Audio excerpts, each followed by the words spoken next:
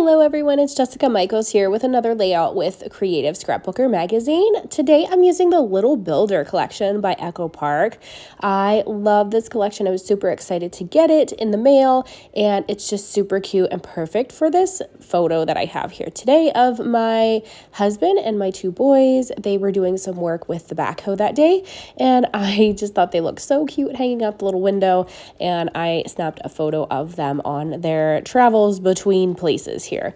So I've got this photo I've matted with some smooth white cardstock, and I've got this acrylic piece that I want to use today by Pear Tree cut files. And what I did here is I took that pattern paper with the arrows all over it, and I cut about 2 strips of arrows off, and then I cut them apart. So that's kind of something that I love doing, is just seeing a patterned piece of paper, cutting it all apart, and then putting it back together in a different way. I don't know why, but that always inspires me to get creating. So that's exactly what I did here today. I'm just taking my little sections of arrows and lightly adhering them down to my page with my tape runner by ThermoWeb, and I am just applying a little bit of adhesive to do this because I'm actually going to use my sewing machine and sew a line across each one of these little sections as well. So I didn't want a whole bunch of adhesive, because sometimes when you use the sewing machine with adhesive there, it does tend to gunk up your needle on your sewing machine. So I try to just use some light adhesive when I'm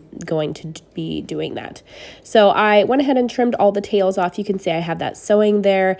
I had a bit of a fluke with this entire video. I thought I was recording when I actually wasn't, and when I thought I wasn't recording, I was. So basically you get some little background on this video of me just pulling papers here, which I would normally just kind of do off camera. And you'll see in a little bit some footage of my daughter playing on my table here. So you can see there that I skipped a big part of this video. So I'm just going to explain what I did here. I grabbed my Big Shot manual die cutting machine and some of those cog dies by Paper Rose Studio, which you saw in that earlier clip there.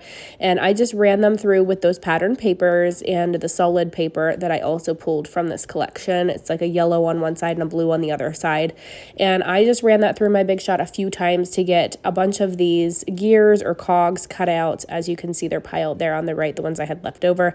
I just layered them all up on my layout here, and I ended up grabbing this Cocoa Vanilla Studio Great Escape collection here, just this sticker sheet, because I wanted a few little wordy bits there at the bottom.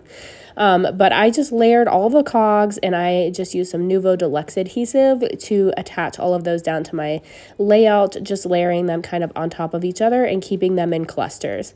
And then I did some stamping with 2 of the stamp sets that come in this collection. So I just kind of staggered that around my little chevron pieces that I already had attached.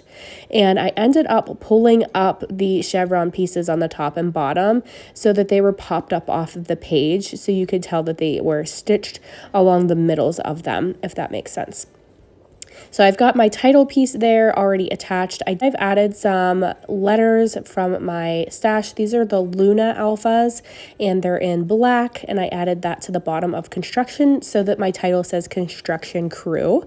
And then here I'm just grabbing some white acrylic paint, watering it down a little bit with my paintbrush, and flicking that on for some splatters. You can see that I've already used some Nuvo sparkle mist to add some black splatters to my layout as well. And then lastly, I'm just going to grab these little cogs. These are some metal ones, and I'm going to add a few of these just to layer them on top of the little clusters that I already have going.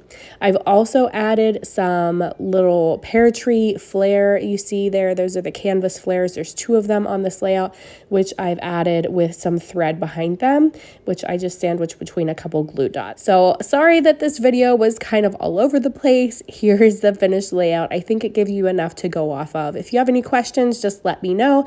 I'll do my best to answer. So thank you guys so much for watching, and I hope I've inspired you to create something today. Bye-bye.